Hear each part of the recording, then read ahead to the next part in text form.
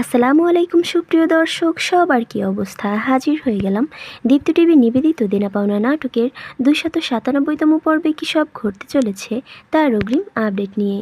এই পর্বটি কেউ মিস করবেন না, কারণ এই পর্বে আপনারা দেখতে পারবেন পল্লব ও মিথিলাকে দেখা যাবে তারা রাগ করে ওই বাড়ি থেকে চলে আসতে শুরু করলে ঠিক তখনই সারার সাথে পল্লবের ধাক্কা লাগবে। আর এটা দেখে মিথিলা রাগ করে উঠলে সারা বলে উঠবে, আরে তোমাদেরকে এই বাড়িতে কে ঢুকতে দিয়েছে? আমাদের বাড়িতে এসে আমাকে ধমকাচ্ছ?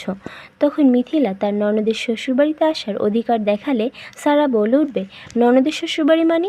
হয়তো সেটা আগে ছিল, কিন্তু এখন আর নেই। কেন, ওদের যে ডিভোর্স হয়ে গেছে সেটা কি তোমরা জানো না? একথা শুনে পল্লবের মাথায় যেন আকাশ ভেঙে পড়বে। তখন পল্লব রিয়ার ব্যাপার নিয়ে ইরফানকে সন্দেহ করে দোষ দিতে শুরু করলে সারা বলে উঠবে, ভাইয়াকে ব্লেম দিচ্ছ কোন সাহসে? দোষ তো তোমার বোনের, অন্য একটা ছেলের সাথে ইটিস পিটিস করে ভাইয়াকে ডিভোর্স দিয়েছে।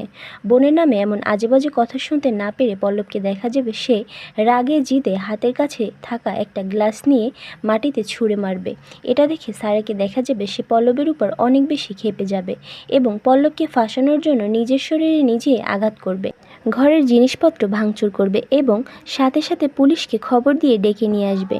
ঠিক তখনই বাইরে চেঁচামেচির শব্দ পেয়ে ইরফানকে দেখা যাবে সে নিচে নেমে আসবে।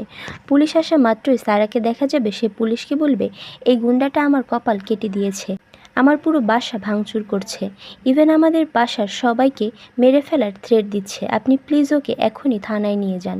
তখন পুলিশকে দেখা যাবে তারা পল্লবকে থানায় ধরে নিয়ে যাবে। আর এসব দেখে মিথিলা কান্না করতে করতে বাড়িতে চলে এসে নাদিয়াকে সব কিছু খুলে বলে তাকে দোষারোপ করতে শুরু করবে। তখন নাদিয়া বলে উঠবে, শোনো মিথিলা, তুমি শান্ত হও, পারমিতা ওই বাড়িতে আছে শুধুমাত্র আমার জন্য, আমার এই মিশনটার জন্য। এই বলে সে মিথিলাকে বোঝাতে গেলে মিথিলা বলে উঠবে, আরে রাখেন আপনার মিশন, আপনার এই মিশনের চক্করে কেন আমাদের কি বারবার ফাঁসতে হবে? তখন মিথিলার মুখে এসব কথা শুনে নাদিয়াকে দেখা যাবে সে তাড়াতাড়ি পল্লবকে থানা থেকে ছাড়িয়ে নিয়ে আসবে। আর অন্যদিকে আপনারা দেখতে পারবেন মানুষকে ঠকিয়ে পলাশ সাহেব যখন টাকা কামানোর প্রায় শেষ পথে চলে আসবে, তখন আফজাল সাহেব অর্থাৎ বাড়ির বাবা বলে উঠবে, শোনেন পলাশ সাহেব, এছাড়া কি টাকা কামানোর অন্য কোনো উপায় নেই? বাড়ির বাবার মুখে এমন কথা শুনে পলাশ সাহেব বলে উঠবে, আফজাল সাহেব, আপনার এত হেজিটেট আর ভালো লাগছে না। আপনার মনে হয় টাকাটা দরকার নেই, সেটা তো বলে দিলেই পারেন। আপনি আপনার পথ দেখেন আর আমি আমারটা দেখে নিচ্ছি। একথা শুনে বাড়ির বাবা বলে উঠবে, না না, টাকাটা আমার খুবই দরকার, তবে এমন একটা কাজ করতে মনটা কোনোভাবেই সায় দিচ্ছে না। আর এছাড়াও থাকছে আশ্চর্য সকল ঘটনা। সুতরাং সবাইকে দেনা পাওনা নাটকের আগামী পর্ব দেখার আমন্ত্রণ রইল। ধন্যবাদ।